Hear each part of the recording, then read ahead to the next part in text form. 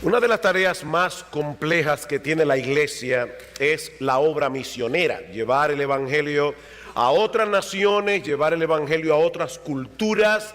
Generalmente los misioneros tienen que aprender un nuevo idioma, acostumbrarse a vivir en condiciones muy diferentes al entorno en el que nacieron, en el que se criaron. Aparte de esto, deben adquirir cierto conocimiento de la forma de pensar de la gente a la que van a ministrar, si ellos quieren ser eficaces en la comunicación del evangelio. Nosotros aquí no tenemos ese problema, somos dominicanos, conocemos nuestra cultura, hablamos el mismo idioma. Sin embargo, aunque los misioneros tienen dificultades muy particulares que vencer para llevar adelante su labor, lo cierto es, mis amados hermanos, que nosotros también tenemos que vencer un gran obstáculo para llevar el evangelio, debido a la condición espiritual en que se encuentra el hombre sin Cristo. No importa el país donde vivan, no importa el estrato económico, social al que pertenezca. Pablo dice en Efesios capítulo 2, versículo 1, que todos venimos al mundo espiritualmente muertos y esclavizados al pecado. En 1 Corintios capítulo 2, versículo 14, dice que para el hombre natural, es decir, el hombre que no ha sido regenerado por el Espíritu Santo, el evangelio es una locura que él no puede entender ni aceptar. Y en Colosenses capítulo 1, versículo 21, dice que el hombre es enemigo de Dios. Por supuesto, el hombre no se ve a sí mismo en esa condición, pero ese es el diagnóstico que Dios nos da en su palabra. No hay justo ni aún uno, dice Pablo en Romanos capítulo 3, no hay quien entienda, no hay quien busque a Dios. Todos se desviaron, a una se hicieron inútiles, no hay quien haga lo bueno, no hay ni siquiera uno. Por eso alguien decía muy sabiamente que nosotros los cristianos somos como esos equipos que envía la marina después de un naufragio a buscar cadáveres, pero no para darles una honrosa sepultura, sino para darles vida. Nosotros somos un equipo de la marina enviados al océano después de un naufragio a buscar cadáveres, hermanos, para darles vida. Es evidente que nosotros no podemos llevar a cabo esta empresa en nuestras propias fuerzas, ni confiando en nuestra propia capacidad de persuasión. Pero es aquí precisamente donde entra en juego la enseñanza que el Señor imparte a sus discípulos en Juan capítulo 16, el pasaje que vamos a estudiar en esta mañana, continuando con nuestra serie en el discurso del aposento alto. Dice en Juan capítulo 16, en la mitad del versículo 4, esto no os lo dije al principio porque yo estaba con vosotros, pero ahora voy al que me envió y ninguno de vosotros me pregunta a dónde vas. Antes, porque os he dicho estas cosas, tristeza ha llenado vuestro corazón. Pero yo os digo la verdad, os conviene que yo me vaya, porque si no me fuera, el Consolador, el Paracleto, el Espíritu Santo, no vendría a vosotros, mas si me fuere os lo enviaré. Y cuando Él venga, convencerá al mundo de pecado, de justicia y de juicio. De pecado por cuanto no creen en mí, de justicia por cuanto voy al Padre y no me veréis más, y de juicio por cuanto el príncipe de este mundo ha sido ya juzgado. Aún tengo muchas cosas que deciros, pero ahora no las podéis sobrellevar. Pero cuando venga el Espíritu de verdad, Él os guiará a toda la verdad, porque no hablará por su propia cuenta, sino que hablará todo lo que oyere y os lo hará saber, y os hará saber las cosas que habrán de venir. Él me glorificará, porque tomará de lo mío y os lo hará saber. Todo lo que tiene el Padre es mío, por eso dije que tomará de lo mío y os lo hará saber. La semana pasada nosotros veíamos que hay una hostilidad de parte del mundo hacia el creyente por causa de nuestra identificación con Jesús.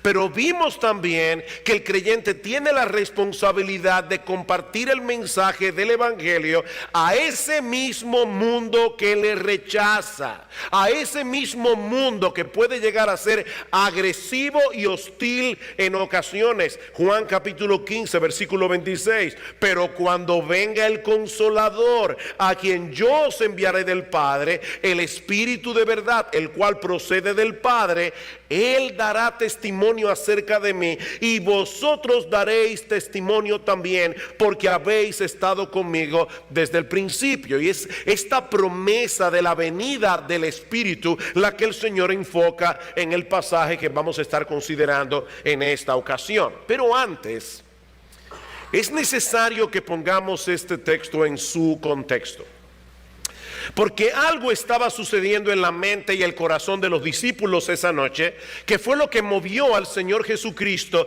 a traer una enseñanza más amplia acerca de la obra del Espíritu Santo. Noten otra vez los versículos 5 y 6. Pero ahora voy al que me envió, dice Jesús, y ninguno de vosotros me pregunta ¿a dónde vas? Antes, porque os he dicho estas cosas, tristeza ha llenado vuestro corazón. Yo debo recordar aquí, mis amados hermanos, algo que dije hace unas semanas atrás. Y es que todo este discurso de despedida que encontramos en los capítulos 13, 14, 15 y 16 del Evangelio de Juan fue proclamado por el Señor en unas pocas horas. En otras palabras, lo que a nosotros nos ha tomado más de 3 meses ver, ¿verdad?, porción tras porción, los discípulos lo escucharon en una sola noche. Así que no hacía mucho que se había dado la conversación entre Pedro y el Señor, que Juan nos narra en los versículos 33 al 36 del capítulo 13. Vayan conmigo allí una vez más. Dice Juan 13:33, hijitos, aún estaré con vosotros un poco, me buscaréis, pero como dije a los judíos, así os digo ahora a vosotros, a donde yo voy, vosotros no podéis ir. Y ahí es que el Señor le dice a los discípulos: un mandamiento nuevo os doy, que os améis unos a otros, que como yo os he amado, os améis unos a otros. Pero Pedro no escuchó ese nuevo mandamiento. Tan pronto Cristo dijo me voy y ustedes no me pueden seguir, la mente de Pedro se quedó conectada con ese pensamiento. Y dice en el versículo 36, le dijo Simón Pedro: Señor, ¿a dónde vas? Jesús le respondió: a donde yo voy no me puedes seguir ahora, mas me seguirás después. Y un poco más adelante Tomás vuelve a sacar a colación el mismo asunto. Juan 14:4. Cristo dice: y sabéis a dónde voy y sabéis el camino. Le dijo Tomás: Señor, no sabemos a dónde vas, ¿cómo pues podemos saber el camino? Y ahí es que viene esta famosa declaración de Cristo en Juan 14:6: yo soy el camino y la verdad y la vida, nadie viene al Padre sino por mí. Así que el anuncio de la inminente partida del Señor había impactado profundamente el corazón de los discípulos, de tal manera que ellos parecen incapaces de pensar en otra cosa. Ahora bien, yo no sé si ustedes notaron en estas lecturas que yo acabo de hacer una aparente contradicción que hay en este texto. ¿Se dieron cuenta? ¿No se dieron cuenta? Cristo dice en el versículo 5: pero ahora voy al que me envió y ninguno de vosotros me pregunta ¿a dónde vas? ¿Y qué fue lo que Pedro le preguntó? Señor, ¿a dónde vas? ¿Cómo que ninguno de ellos le pregunta al Señor ¿a dónde vas? Porque la intención real de los discípulos no era recibir una respuesta. Hay preguntas que no son preguntas. Hay preguntas que no son preguntas. Por ejemplo, imagínate que tú le prometes a tu hijo de 5 años: el sábado vamos a la playa. Y ustedes saben cómo son los niños. Esa noche él duerme con el tubo agarrado y con el traje de baño puesto. Amanece el sábado y surge un imprevisto en la empresa donde trabajas tan y tan serio que tienes que atenderlo de inmediatamente, o de lo contrario el desastre será mayúsculo. Cuando tú le dices a tu hijo de 5 años que no van a poder ir a la playa porque tienes que irte a otro lugar, es posible que el niño te pregunte muy decepcionado: pero papi, ¿para dónde vas? Por supuesto, a él no le interesa que tú le respondas cuál es tu destino, porque esa no es su pregunta. Él está expresando la queja de su corazón. Él está expresando la perplejidad de su corazón, porque este cambio de planes lo afecta a él. Y eso fue precisamente lo que sucedió con los discípulos esa noche. Si bien es cierto que la tristeza de los apóstoles era una manifestación evidente de su deseo de estar con Cristo, al mismo tiempo revela una actitud sumamente egoísta y egocéntrica, porque toda la preocupación de estos hombres estaba centrada en ellos y no en Jesús ni en el significado redentor de su partida. Ya Cristo les había dicho en Juan 14:28: si me amarais, os habríais regocijado, porque he dicho que voy al Padre. Pero ellos no estaban experimentando ningún gozo en ese momento. Por eso Cristo dice en el versículo 6: antes, porque os he dicho estas cosas, tristeza ha llenado vuestro corazón. Y mis hermanos, esto debe ser una gran lección para todos nosotros, porque muchas veces estamos tan centrados en nuestro propio mundo, muchas veces estamos tan centrados en los beneficios que podemos derivar del Evangelio, en nuestra relación con Jesús, que no ponemos atención a lo que Él dice, y perdemos de vista por completo la forma como las cosas que suceden impactan el avance del reino de Dios. Si hay algo de lo que yo me he dado cuenta como creyente y como predicador, es que es muy fácil decir que la vida cristiana gira en torno a Cristo y no a nosotros. Eso es muy fácil. Es muy fácil repetir el Padre Nuestro: Señor, venga tu reino, hágase tu voluntad en la tierra como en el cielo. Pero lo que muchas veces hay en nuestro corazón es: Señor, venga mi reino y hágase mi voluntad. La realidad es, mis hermanos, que nuestro yo es como un imán poderoso que constantemente nos empuja fuera de Jesús para que gravitemos en torno a nosotros mismos. Y somos tan egocéntricos que muchas veces aún evaluamos la iglesia y el ministerio de la iglesia en función de nuestras necesidades. Si me gustó los himnos, si me gustó la prédica, si se cantó lo que yo quería, si las actividades de la iglesia tienen que ver conmigo, yo, no en función del reino de Dios y del Evangelio. Pero gracias al Señor que Él no nos da lo que queremos, sino lo que realmente necesitamos. ¿Qué querían los discípulos en ese momento? Que Jesús no se fuera. Sin embargo, era beneficioso para ellos que Él partiera, versículo 7. Pero yo os digo la verdad, os conviene que yo me vaya, porque si no me fuera, el Consolador no vendría a vosotros, mas si me fuere, os lo enviaré. Era necesario que el Señor concluyera su obra de redención, que muriera en la cruz, que resucitara al tercer día, que ascendiera a los cielos, que se sentara a la diestra de Dios, para que entonces el Espíritu Santo venga a aplicar esa obra ya completa en el corazón de los hombres. Y aunque los discípulos no lo entendieran en ese momento, la partida de Jesús era beneficiosa para ellos, porque ellos iban a disfrutar la venida del Espíritu Santo. ¿Alguna vez ustedes han pensado: oye, qué bueno hubiera sido vivir en la época de Jesús? No, probablemente si tú vivieras en la época de Jesús nunca hubieras podido verlo. Hubieras tenido que viajar a no sé dónde. Jesús estaría rodeado de gente. Como dice Juan Carlos Rael, el cuerpo físico de Cristo solo podía estar en un sitio a la vez. mientras que el Espíritu Santo puede estar en todos los sitios a la vez, obrando en el corazón del creyente y a través de los creyentes obrando en el mundo. ¿Cómo podemos explicar que estos mismos discípulos que muchas veces no entendían las palabras de Jesús, que iban a salir huyendo en el momento de su arresto, son los mismos que encontramos en el libro de los Hechos, unas semanas más tarde, predicando el Evangelio sin temor? A pesar de las amenazas de los líderes religiosos de Israel, ¿cómo explicamos ese cambio? El Espíritu Santo. El Espíritu vino sobre ellos en el día de Pentecostés, tal como Jesús lo había prometido, y el panorama cambió radicalmente. Dicen Hechos 4:31, todos fueron llenos del Espíritu Santo y hablaban con denuedo, con coraje, con valentía la palabra de Dios. Y en Hechos 5:41, después de haber sido azotados, dice que salieron gozosos del concilio, habiendo sido tenidos por dignos de padecer afrenta por el nombre, el Espíritu Santo.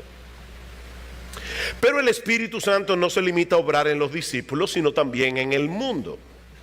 De hecho, nadie puede llegar a ser creyente a menos que el Espíritu Santo no obre en su corazón para traerlo a Cristo en arrepentimiento y fe. Y eso es lo que vemos en los versículos 8 al 11. Y cuando Él venga, convencerá al mundo de pecado, de justicia y de juicio. De pecado por cuanto no creen en mí, de justicia por cuanto voy al Padre y no me veréis más, y de juicio por cuanto el príncipe de este mundo ha sido ya juzgado. He aquí la solución al dilema que planteamos al principio.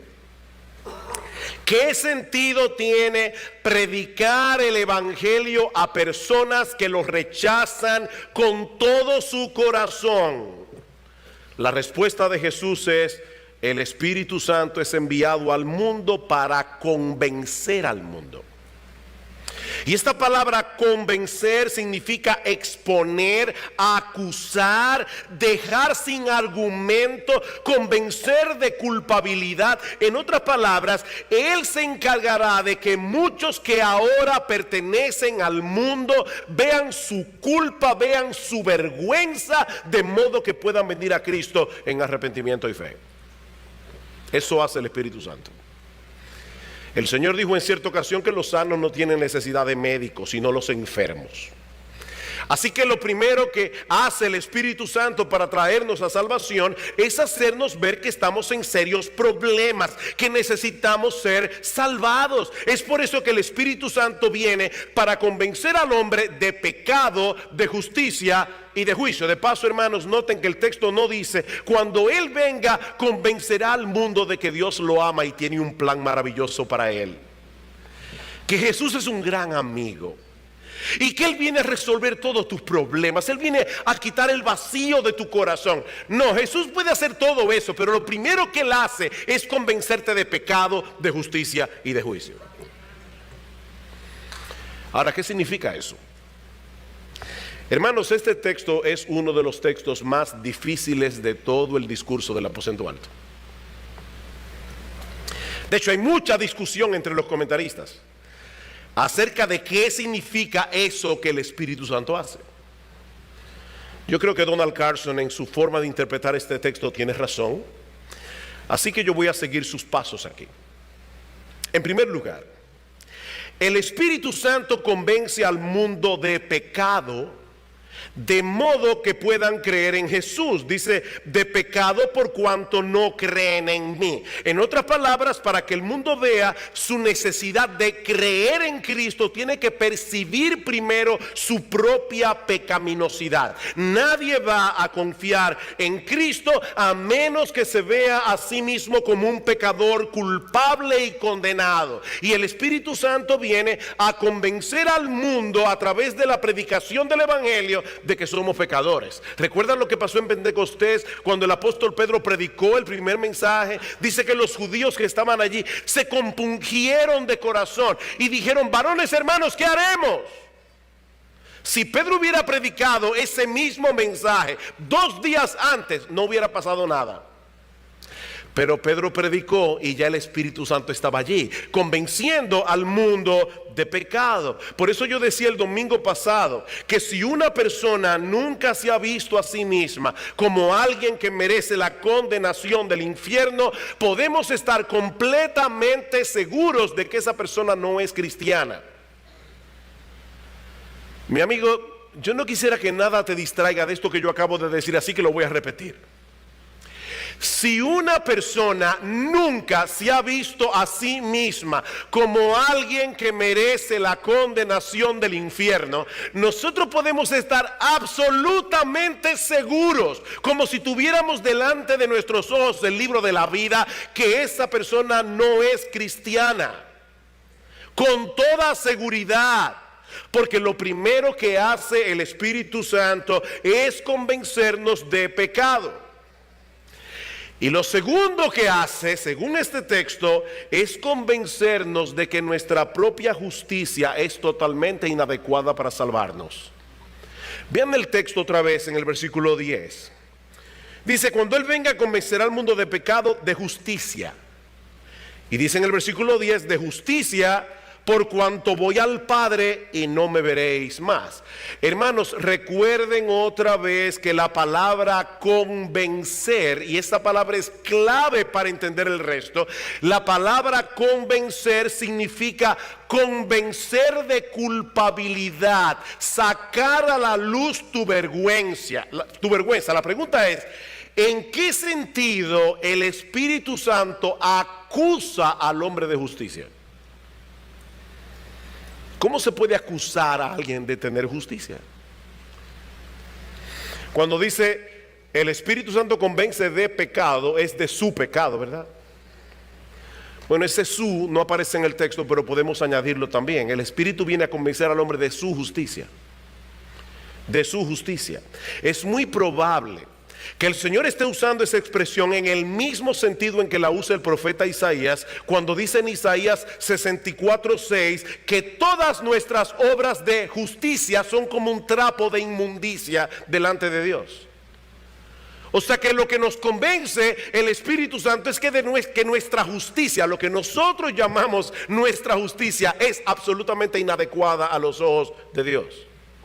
De hecho, Pablo usa la palabra justicia en ese mismo sentido cuando dice en Romanos capítulo 10 versículo 3 que los judíos de su tiempo ignoraban la justicia de Dios, procurando establecer la suya propia. En otras palabras, ellos no recibieron por fe la justicia que Dios nos provee a través de la persona de Cristo, porque ellos creían que su justicia era suficiente. Ese es uno de los grandes problemas que los hombres tienen con el Evangelio. Se ven a sí mismos como personas buenas que de vez en cuando hacen cosas malas. No, mi amigo, la evaluación de Dios es que tú eres un hombre malo que de vez en cuando por su gracia común hace cosas buenas. Nosotros no somos personas buenas que a veces hacemos cosas malas porque después de todo nadie es perfecto. No, nosotros somos personas malas que de vez en cuando y por la gracia común de Dios hacemos cosas buenas.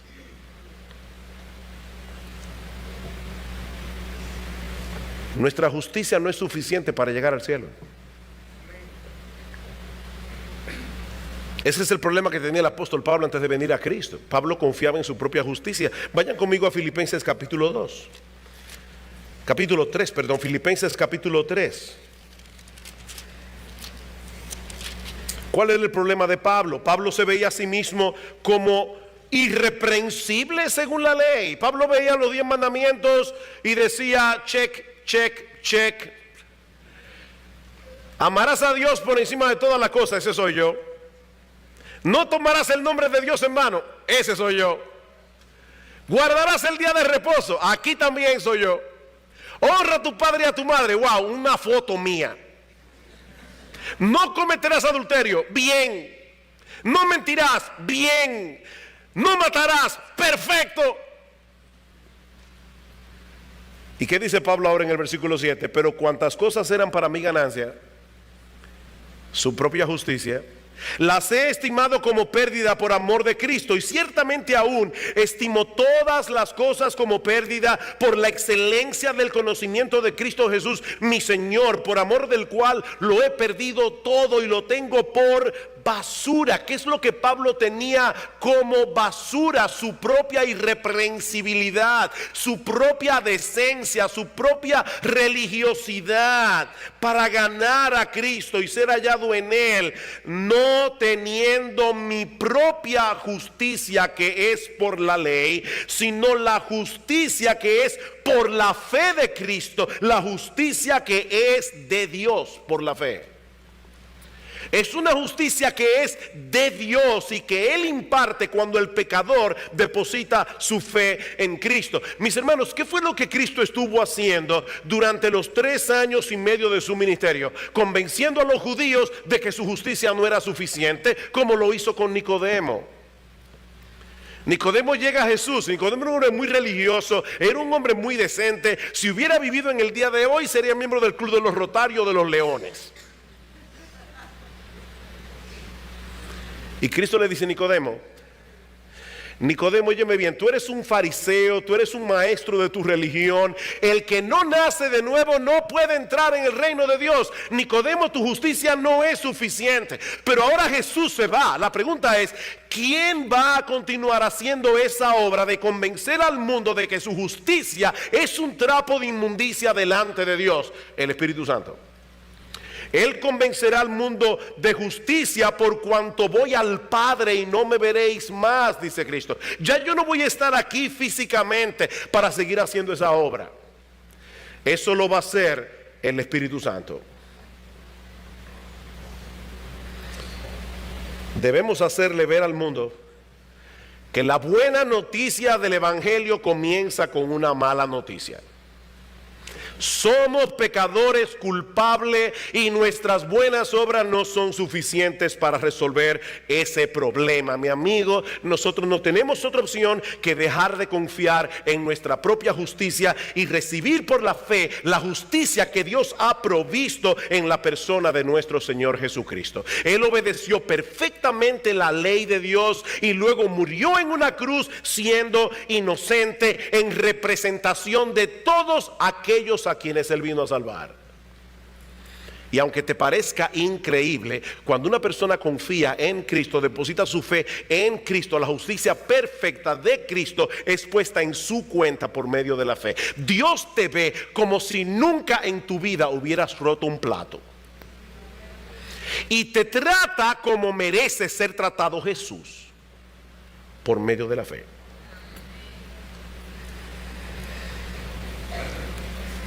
Por supuesto, para que un pecador vea las cosas de ese modo, tiene que experimentar un profundo cambio de mentalidad.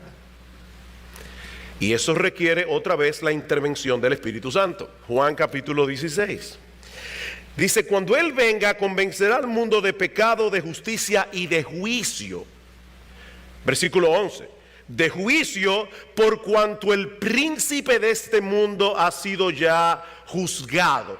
¿En qué sentido el Espíritu viene a convencer al mundo de juicio?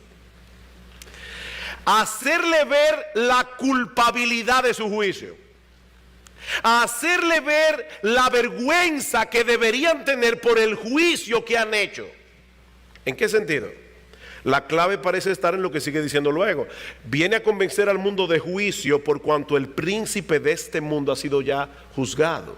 Hermanos, ¿dónde fue juzgado el príncipe de este mundo? Obviamente en la cruz del Calvario. En Juan capítulo 12, versículo 31, mirando hacia la cruz, Cristo dice, ahora es el juicio de este mundo, ahora el príncipe de este mundo será echado fuera. En otras palabras, lo que pareció una terrible derrota para Jesús fue en realidad una aplastante victoria contra el príncipe de este mundo. Cristo venció en debilidad, muriendo en la cruz del Calvario por nuestros pecados. Pero ¿saben qué? Ese no es el juicio que el mundo hace de lo que pasó en la cruz.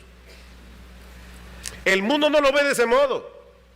Cuando el mundo evalúa la muerte de Cristo en la cruz, hace un juicio equivocado de lo que realmente ocurrió allí. Pero entonces interviene el Espíritu Santo para darle convicción al pecador, no solo de que su juicio con respecto a Jesús es totalmente equivocado, sino también que es el producto de un prejuicio pecaminoso. O sea, el Espíritu Santo viene a convencer al hombre, no solo de que su juicio es erróneo, sino de que él razona equivocadamente por un prejuicio pecaminoso de su corazón. ¿Cómo así? Ellos prefieren pensar que Jesús fue derrotado en la cruz antes que verlo como un Salvador victorioso, porque entonces tienen que someterse a su señorío. Pero el Espíritu Santo hace una obra tal de transformación en el corazón del pecador que de repente comienza a ver a Cristo con otros ojos. Yo creo que pocos textos del Nuevo Testamento presentan esta verdad en una forma tan hermosa y tan impactante como 2 Corintios capítulo 4. 2 Corintios capítulo 4. Versículo 3. Yo sé que este es un texto que citamos mucho en este púlpito. Dice Pablo: pero si nuestro evangelio está aún encubierto, entre los que se pierden está encubierto, en los cuales el Dios de este siglo cegó el entendimiento de los incrédulos, para que no les resplandezca la luz del evangelio de la gloria de Cristo, el cual es la imagen de Dios. El hombre está ciego. El hombre no hace una correcta evaluación de Jesús. Para el mundo, el pobre Jesús murió como un derrotado en la cruz del Calvario. Por eso no me agrada la película de Mel Gibson, La Pasión, porque te mueve a sentir pena por Jesús, pero no te mueve a entender qué fue lo que realmente sucedió en esa cruz cuando Cristo fue masacrado por nuestros pecados. Cristo estaba teniendo una tremenda victoria allí. Pero el mundo no lo ve así, y no lo ve así porque el diablo les ha cegado el entendimiento para que ellos no puedan ver a Cristo como un Salvador victorioso y glorioso. ¿Qué hace el Espíritu Santo? Versículo 5 dice Pablo: pero nosotros predicamos no a nosotros mismos, sino a Jesucristo como Señor, y a nosotros como vuestros siervos por amor a Jesús. Pablo dice: el hombre está ciego, el diablo les ha cegado el entendimiento, ellos no ven gloria en Jesús, pero yo como quiera predico el evangelio de Jesús. Y Pablo: ¿para qué tú predicas el evangelio si el pecador está muerto, si está ciego, si es un enemigo de Dios? Pablo explica en el versículo 6: porque Dios, que mandó que de las tinieblas resplandeciese la luz, es el que resplandeció en nuestros corazones a través de la obra del Espíritu Santo, para iluminación del conocimiento de la gloria de Dios en la faz de Jesucristo. En otras palabras, aquí está el predicador predicando el evangelio, allí hay un pecador ciego, muerto en sus delitos y pecados, y el Espíritu Santo viene en el contexto de la predicación y abre en el corazón de este hombre, le dice: sea la luz, y de repente ese individuo ve a Cristo como el ser más glorioso del universo, a quien vale la pena entregarle absolutamente todo. Eso hace el Espíritu Santo. Eso fue lo que el Espíritu Santo hizo en tu vida cuando tú viniste a Cristo. ¿Se dan cuenta, mis hermanos, que lo que se requiere para que un pecador sea salvo tiene que ser absolutamente divino? El pecador tiene que ser convencido de que es un pecador culpable. Tiene que ser convencido de que su supuesta justicia es un trapo de inmundicia delante de Dios. Y tiene que ser convencido de que él está completamente equivocado con respecto a las cosas espirituales, y sobre todo en su juicio con respecto a la persona y a la obra de Jesús. Y ninguno de nosotros aquí tiene la capacidad de convencer a nadie de ninguna de esas cosas. Es por eso, hermanos, que nosotros constantemente les pedimos que oren por sus predicadores, que oren por sus pastores. Nosotros no tenemos esa capacidad. No hay un individuo tan persuasivo que pueda hacer eso. Pero para eso vino el Espíritu Santo, para obrar por medio de nuestra predicación del Evangelio, abriendo los ojos de los ciegos y dándole vida a los muertos. Así que, mi hermano, predica el Evangelio, porque tú no estás solo en esa tarea. Hay personas que dicen: ay, pastor, yo me siento tan inadecuado para predicar el Evangelio. Déjame darte una buena noticia.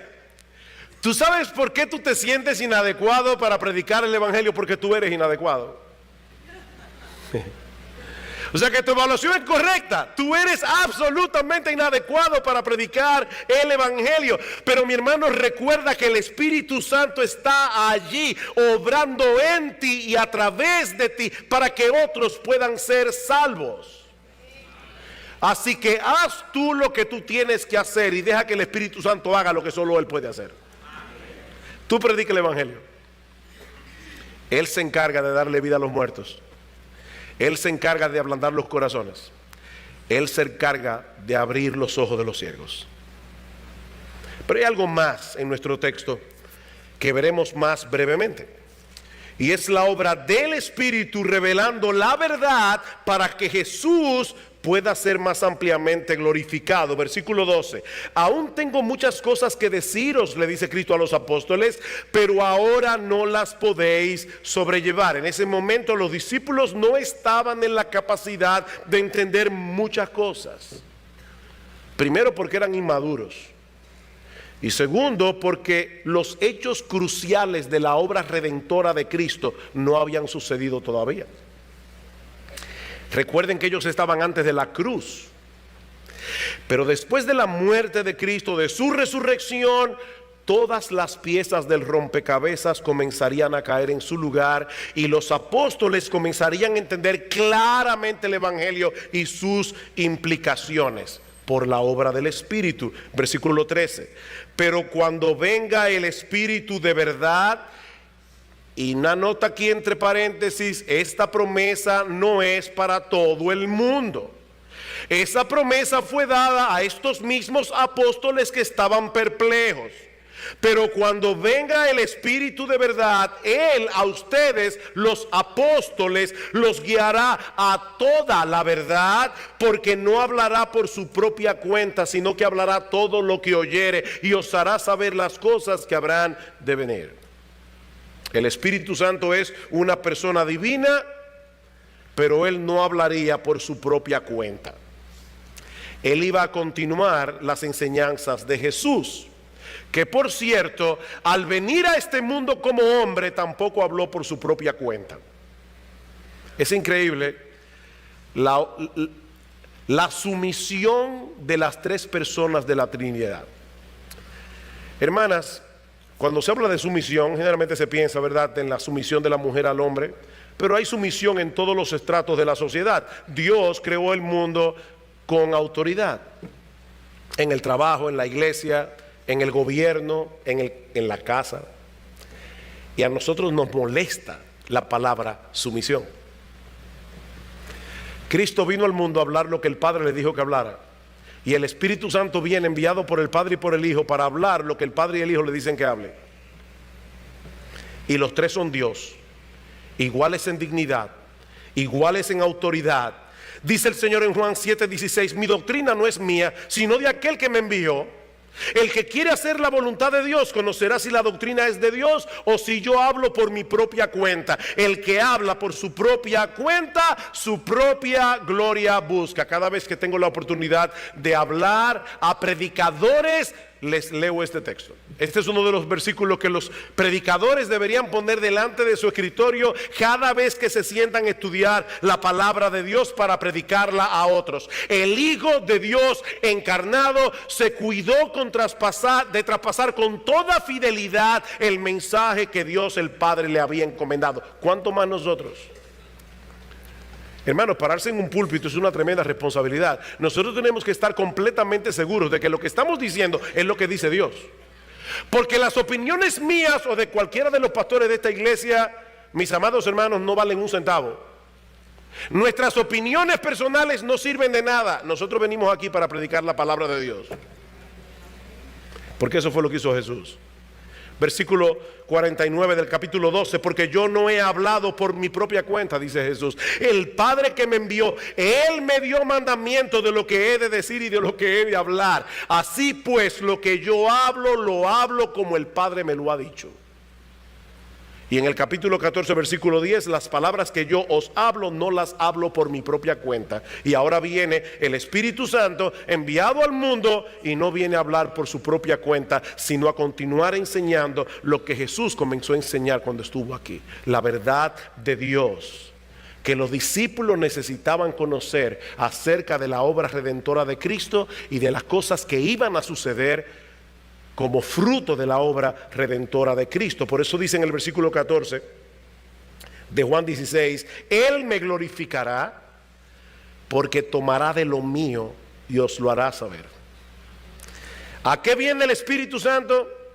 A glorificar a Cristo, tomando lo de Cristo, es decir, todo lo relacionado a su persona, a su obra, a sus enseñanzas, y hacérselo saber a los discípulos. Esto es una promesa similar a la que encontramos en Juan 14, 26. Mas el Consolador, el Espíritu Santo, a quien el Padre enviará en mi nombre, Él os enseñará todas las cosas y os recordará todo lo que yo os he dicho. ¿Cómo los apóstoles pudieron muchos años después escribir los evangelios y relatar palabra por palabra los grandes discursos y las enseñanzas del Señor? El Espíritu Santo los inspiró para recordar esas cosas.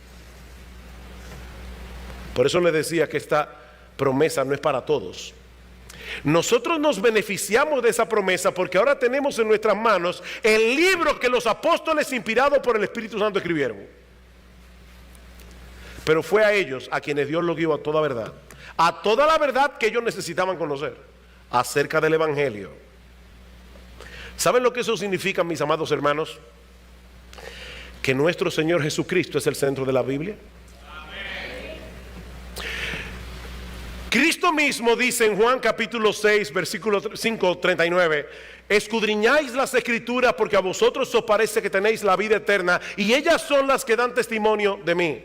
O sea que el Antiguo Testamento habla de Jesús. De hecho, Él le dice a los judíos, si ustedes le creyeran a Moisés, me creyeran a mí, porque fue de mí que le escribió. El Antiguo Testamento habla de Jesús. ¿Recuerdan a los discípulos camino de Emaús cuando iban por el camino y comienzan a decirle a Jesús, ay, nosotros creíamos que este Mesías era el que iba a redimir a Israel de sus pecados? Y Cristo le dice, oh insensatos y tardos de corazón para creer todo lo que los profetas han dicho. Y dice, y comenzando desde Moisés y siguiendo por todas las escrituras, les enseñaba en todos los profetas lo que de él decían. Jesucristo es el centro del Antiguo Testamento. Pero ahora en el discurso del aposento alto, Jesús les promete a los apóstoles la inspiración del Espíritu Santo para escribir el Nuevo Testamento y dar a los creyentes una mejor comprensión del Evangelio para la gloria de Jesús. Así que Jesús es el centro también del Nuevo Testamento. Versículo 14 otra vez, Él me glorificará porque tomará de lo mío y os lo hará saber. Todo lo que tiene el Padre es mío. Por eso dije que tomará de lo mío y os lo hará saber. Hermanos, el Nuevo Testamento no es otra cosa que una amplia explicación del Evangelio para que entendamos quién es Jesús y qué fue lo que Él hizo a nuestro favor a través de su vida y de su muerte. Y en la misma medida en que los creyentes entienden lo que el Nuevo Testamento revela acerca de Jesús y acerca del Evangelio, en esa misma medida la iglesia está preparada para darle gloria a Jesús. Él me glorificará, ¿cómo? Enseñándoles la verdad acerca de mí y acerca del Evangelio. Es por eso que Donald Carson dice muy sabiamente que la enseñanza de este texto nos libra de dos extremos igualmente peligrosos y dañinos. el de un cristianismo emocional carente de doctrina y el de una ortodoxia fría carente de emoción. Hermanos, algunos en las iglesias en el día de hoy menosprecian el estudio serio y profundo de las Escrituras, calificándolo de poco espiritual, dice Carson, y prefiriendo vociferar alabanzas a bases de respuestas bien elaboradas y clichés, como si la magnitud de la gloria que ofrecemos a Jesús dependiera de los decibelios de nuestros cantos y expresiones o de cuán ignorantes somos de la fe que profesamos. Mientras más bulla, más gloria.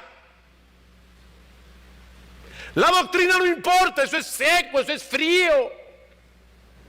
Queremos un culto emotivo, queremos llorar de emoción cada vez que escuchamos hablar de Jesús. Así que vamos a decir: Jesús, Jesús, Jesús, tú eres lindo, glorioso, maravilloso. Aleluya. Y yo no estoy en contra de que digamos aleluya en el culto. Lo que estoy diciendo, mis hermanos, es que eso no sirve de nada. Eso no sirve de nada.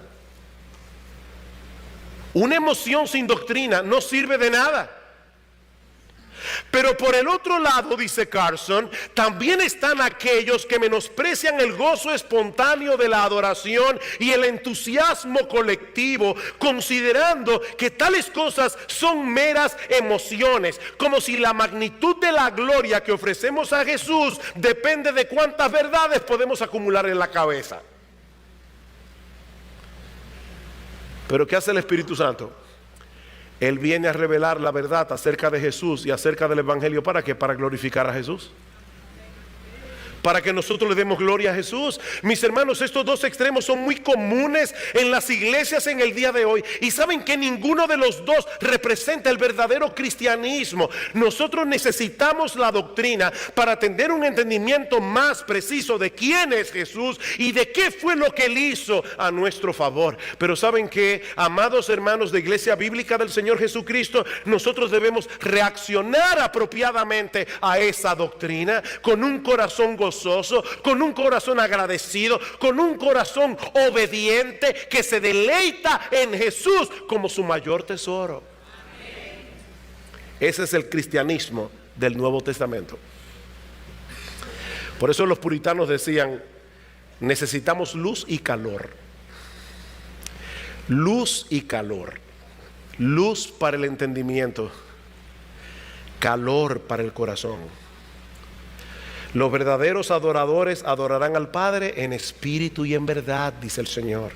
Dios es espíritu, y los que le adoran en espíritu y en verdad es necesario que adoren. Oh, mis hermanos, que Dios nos libre, que Dios libre esta iglesia del emocionalismo y de los manipuladores emocionales que tanto abundan en muchas iglesias en el día de hoy. Que Dios nos libre. Pero que Dios nos libre también de un cristianismo frío y cerebral, carente de gozo y de entusiasmo. El Espíritu vino a revelarnos a Cristo, iluminando nuestro entendimiento para que tengamos una mejor comprensión del Evangelio, no simplemente para que seamos ortodoxos en doctrina, sino para que seamos adoradores de Jesús, ardientes y apasionados. Para que ninguna cosa de este mundo pueda competir en nuestra devoción a Él. Y eso nos lleva de vuelta a la enseñanza de la vid y los pámpanos que veíamos hace unas semanas atrás en Juan 15. Mis hermanos, si nosotros queremos dar fruto, ¿tú quieres dar fruto en tu vida? ¿Tú quieres tener una vida cristiana fructífera? ¿Tú quieres luchar eficazmente contra el pecado que todavía mora en ti? No debemos concentrarnos primariamente en dar fruto. ¿Recuerdas eso? Si quieres dar fruto, no debemos concentrarnos primariamente en dar fruto, sino en permanecer en Jesús. Permanecer en Jesús. en mantenernos aferrados a Jesús, en dependencia de Jesús cada momento, cada día. Pero ¿saben qué, mis amados hermanos? Eso no ocurre en un vacío. Nosotros necesitamos adquirir una comprensión cada vez más precisa del Evangelio y vivir en consecuencia. Es de eso que se trata el Nuevo Testamento. El Espíritu Santo inspiró a los apóstoles a darnos todas esas explicaciones acerca de la obra redentora de Cristo, porque necesitamos entender el Evangelio y predicarnos el Evangelio y aplicarnos el Evangelio continuamente. Así que, mi hermano, conoce tu Biblia. This world is endless, so wide, so far, but somehow I'm still lost in you.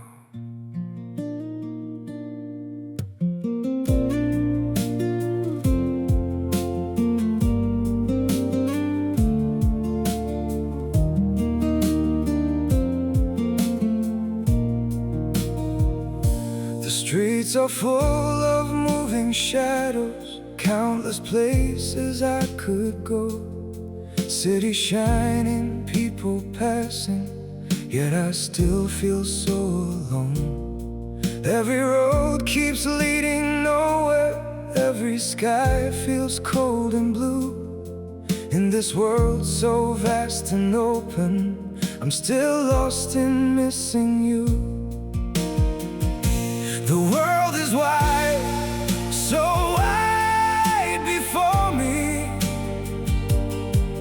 but I keep losing my way. Somewhere in the endless distance, your memory makes me stay. The world moves on without us, but my heart remains untrue. For no matter where these feet may wander, I'm still lost in missing you. I have tried to outrun silence, tried to leave your ghost behind, but your name still echoes softly through the corners of my mind. The world is wide, so wide before me, but I keep losing my way. Somewhere in the endless distance, your memory makes me stay. The world moves on without us, but my heart remains untrue. For no matter where these feet may wander, I'm still lost in missing you. Maybe someday I'll stop searching for your face in every crowd, but until that day, this broken heart will keep calling your name out. The world is wide, so wide before me, but I keep losing my way. Somewhere in the endless distance, your memory makes me stay. The world moves on without us, but my heart remains untrue. For no matter where these feet may wander, I'm still lost